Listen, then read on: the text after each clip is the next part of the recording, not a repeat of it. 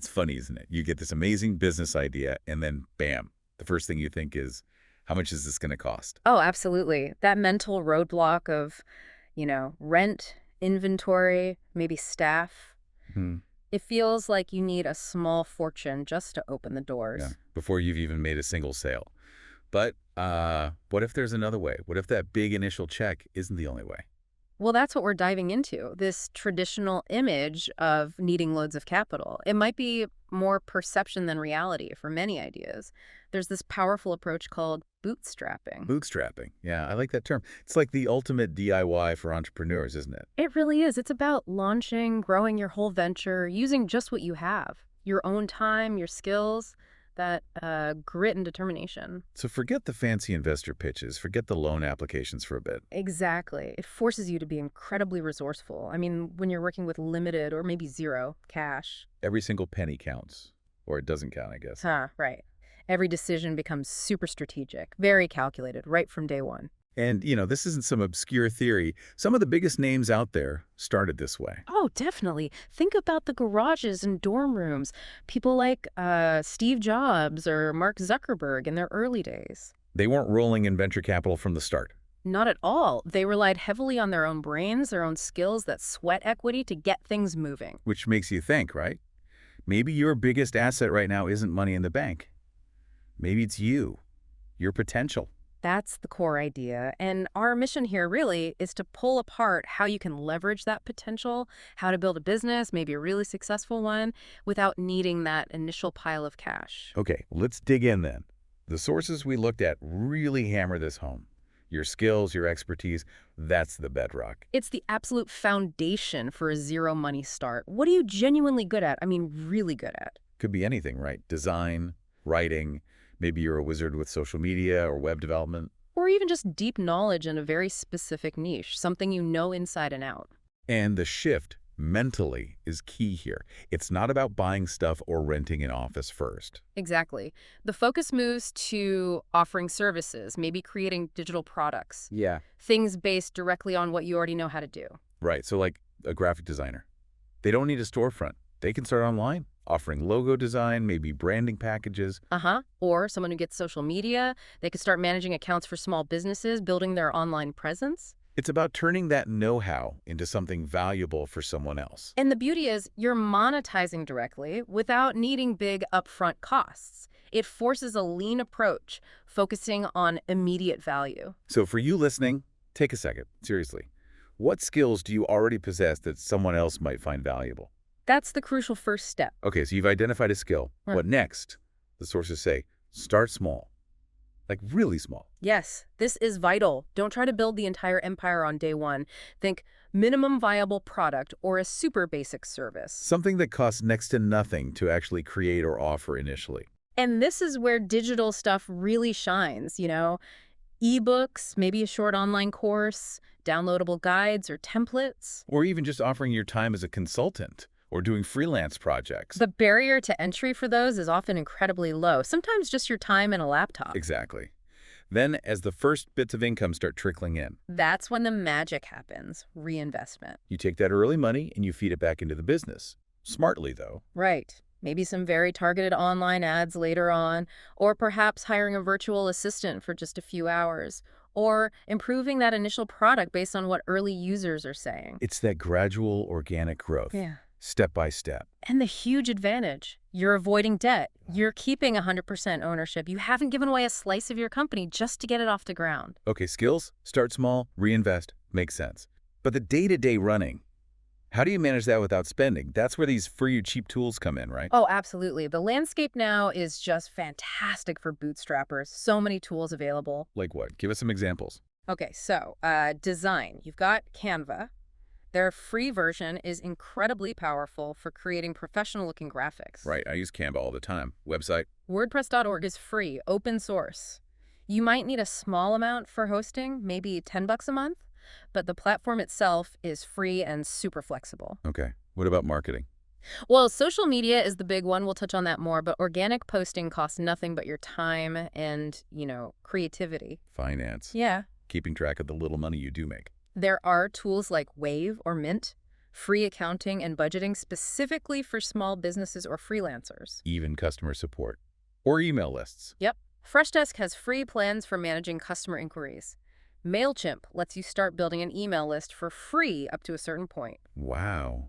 So you can actually piece together a pretty professional operation Mm. using mostly free stuff. You absolutely can. These aren't just flimsy toys. Yeah. They're robust tools. It really does level the playing field. You don't need a huge budget to look and act professional anymore. Okay, but what if your idea does need some upfront cash?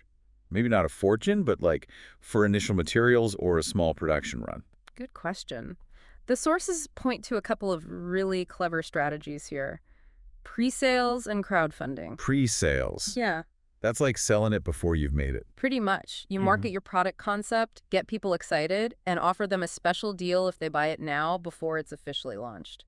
And you use their upfront payments to actually fund the making of it. Exactly. It funds production, and it proves people actually want it before you invest too heavily. And crowdfunding, like Kickstarter. Kickstarter, Indiegogo. Platforms where you pitch your idea to a whole community. People pledge money, usually for rewards like getting the product first or exclusive versions. So again, you get funding without loans or giving up shares. Yeah. You get instant market validation. If people are willing to back it, you know you're onto something. It's funding and research rolled into one. Very smart. Another angle the sources mention is partnering up. Yes. Recognizing you can't do it all alone. Maybe you're brilliant at the making part, but terrible at selling. Or you lack certain connections or maybe some specific expertise. Right. So find someone who complements your skills. A tech founder might partner with a marketing guru. Someone operations-focused might team up with someone who understands finance. You pool your resources, share the load. And fill those critical gaps without needing to hire someone or pay consultants right away. You leverage each other's strengths. So worth looking around your network. See who might be a good fit. Definitely. Think about who you know, whose skills align with your vision, and, crucially, fill your gaps. Collaboration can be a massive boost for bootstrapping. Okay, and we mentioned it briefly, but let's talk marketing. Starting with zero money. Social media has to be huge here. Oh, it's fundamental. Instagram, TikTok, Facebook, LinkedIn, whatever fits your audience. These are free channels to reach potentially millions of people. But it's not just posting randomly, right? The key is organic growth. Absolutely. It's about creating content that's genuinely valuable or interesting to your target audience, not just sales pitches. So sharing knowledge, entertaining, interacting. Exactly. Engaging with people in the comments, joining relevant groups or conversations, building a real community around your brand or idea. And this costs nothing but time and effort, basically. In the beginning, yes. Down the road, sure, you might use some of those reinvested profits for targeted ads to speed things up. But that initial foundation, you can build it organically for free. It lets you connect directly, get feedback, learn what resonates, all very cheaply. Invaluable data, especially when you're starting out lean. So we've talked a lot about the how, but why bother? What are the actual upsides to this bootstrapping grind? The sources highlighted a few big ones. Well, the number one is probably control. Full autonomy, meaning when you haven't taken money from investors, you call all the shots. You decide the direction. You can experiment, change things up, pivot. Without needing anyone's permission or worrying about hitting their targets. Precisely. That freedom is huge. You answer only to yourself and your customers. And related to that, obviously, is ownership. Yes. No debt hanging over your head from loans. And, crucially, no equity given away. You own 100% of your company. So as it grows, all that value accrues to you, the founder. Exactly, which can be incredibly significant long-term. It's a stark contrast to giving away chunks of your business early on just for cash. Okay, control, ownership.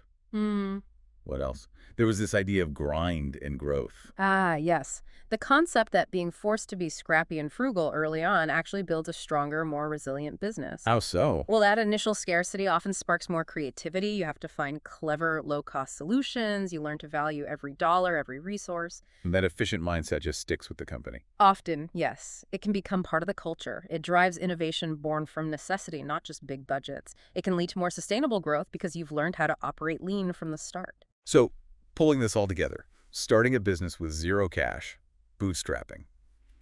It's really possible, more than possible, maybe even preferable sometimes. It seems that way. It hinges on leveraging what you already have your skills, starting really lean, really focused, And growing gradually by reinvesting what you earn. and making smart use of all those amazing free or low-cost tools out there, plus exploring things like pre-sales or crowdfunding if you need that initial bump. Considering partnerships to fill gaps, and really mastering organic social media marketing. Yeah, those are the key pillars. And the payoffs are pretty compelling. Yeah. Total control, keeping all the ownership, avoiding debt, and building something really solid and resilient through that initial grind. It definitely challenges the "you need money to make money" idea. It really does.